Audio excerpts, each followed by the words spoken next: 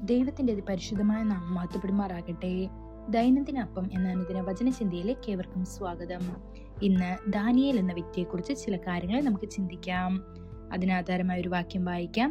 Daniel 6-ാം അധ്യായം 28-ാം വാക്യം. Daniel അഭിവൃദ്ധി പ്രാപിച്ചു. ഇന്ന് നമ്മൾ മികച്ച ബൈബിൾ പരിജ്ഞാനവും ജ്ഞാനവും സമർപ്പണവും ദൈവത്തിന്റെ ശക്തനായ പ്രവാചകനുമായ ഒരു മനുഷ്യനെ കാണാൻ പോകുന്നു. അദ്ദേഹമാണ് ദാനിയേൽ. കർത്താവ് ദാനിയേലിന് പ്രത്യേക ജ്ഞാനവും കൃപയും നൽകിയിരുന്നു. അദ്ദേഹത്തിന് ബാബിലോണിലെ എല്ലാ ജ്ഞാനികളെക്കാളും 10 ഇരട്ടി ജ്ഞാനിയാണെന്ന് ബൈബിൾ കണ്ടെത്തിയതായി രേഖപ്പെടുത്തുന്നു. ദാനിയേലിന്റെ ജീവിതത്തിൽ ഇത്രയും മഹത്വത്തിന് കാരണം എന്തായിരുന്നു? കർത്താവിന് വേണ്ടി ഒരു വിശുദ്ധ ജീവിതം നയിക്കുക എന്നതായിരുന്നു അദ്ദേഹത്തിന്റെ ദൃഢനിശ്ചയം. ബാബിലോണിൽ പ്രവേശിച്ച സമയം മുതൽ തന്നെ അശുദ്ധമാക്കരുതെന്നും തന്നെ വിശുദ്ധമായി സൂക്ഷിക്കണമെന്നും ദാനിയേൽ തന്റെ ഹൃദയത്തിൽ തീരുമാനിച്ചു. എന്നാൽ രാജാവിന്റെ ഭോജനം കൊണ്ടും അവൻ കുടിക്കുന്ന വീഞ്ഞുകൊണ്ട് തന്നെ താൻ അശുദ്ധമാക്കിയില്ല എന്ന് ദാനിയേൽ ഹൃദയത്തിൽ നിശ്ചയിച്ചു. തനിക്ക് അശുദ്ധി ഭവിപ്പാൻ ഇടവരുത്തരുതെന്ന് ഷണ്ഡാധിപനോട് അഭ്യർത്ഥിച്ചു.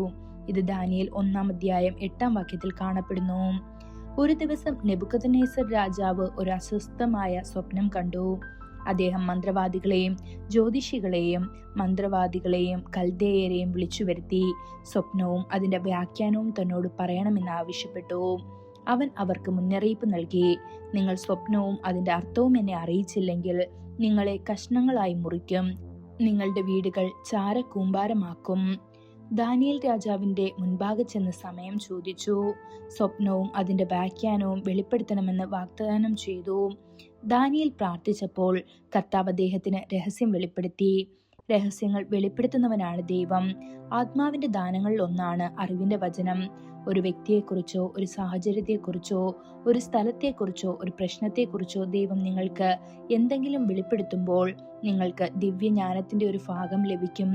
വരാനിരിക്കുന്ന സംഭവങ്ങൾ പത്മോസ് ദ്വീപിൽ വെച്ച് കർത്താവ് അപ്പോസ്തലനായ യോഹന്നാൻ വെളിപ്പെടുത്തിയത് ഇങ്ങനെയാണ്. ദാനിയേലിന്റെ ദൃഢനിശ്ചയം പ്രചോദനാത്മകമാണ്.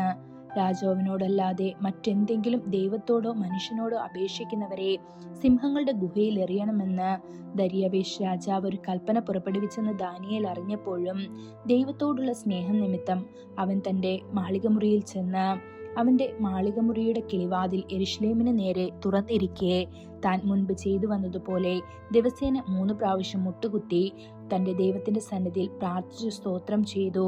ഇത് ദാനിയേൽ 6-ാം അധ്യായം 10-ാം വാക്യത്തിൽ കാണപ്പെടുന്നു. എന്തു തന്നെ സംഭവിച്ചാലും കർത്താവിനെ ആരാധിക്കുന്നത് നിർത്തില്ലെന്നും മനുഷ്യന്റെ മുൻപിൽ ഒരിക്കലും കുമ്പിടില്ലെന്നും ദാനിയേൽ തീരുമാനിച്ചു. ഇക്കാരണത്താൽ അവനെ ബന്ധിച്ച് സിംഹങ്ങളുടെ ഗുഹയിലേക്ക് എറിഞ്ഞു. എന്നാൽ സിംഹങ്ങളുടെ വായ അടയ്ക്കാൻ ദൈവം തന്റെ ദൂതനെ അയച്ചു. ദാനിയേൽ സംരക്ഷിക്കപ്പെട്ടു. കർത്താവ് അവനെ ബാബിലോണിൽ ഉയർത്തി. ഇത് ദാനിയേൽ 6-ാം അധ്യായം 22-ാം വാക്യത്തിൽ കാണപ്പെടുന്നു. പ്രിയ ദൈവമക്കളെ, നിങ്ങൾ കർത്താവിന് വേണ്ടി ഉറച്ചു നിൽക്കുമ്പോൾ അവൻ തീർച്ചയായും നിങ്ങളുടെ പക്ഷത്ത് നിൽക്കും. ഈ വചനങ്ങളാൽ ദൈവം നമ്മെ ഓരോരുത്തരെയും അനുഗ്രഹിക്കുമാറാകട്ടെ.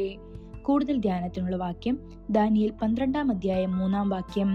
ജ്ഞാനികൾ ആകാശമണ്ഡലത്തിന്റെ പ്രഭ പോലെയും പലരെയും നീതിയിലേക്ക് തിരിക്കുന്നവർ നക്ഷത്രങ്ങളെ പോലെയും എന്നേക്കും പ്രകാശിക്കും. ഇന്നത്തെ ബൈബിൾ വായന രാവിലെ യിരെമ്യാവ് 12, 13, 14 അധ്യായങ്ങൾ. വൈകുന്നേരം 2 തീമോഥെയോസ് 1-ാം അധ്യായം. ആമേൻ.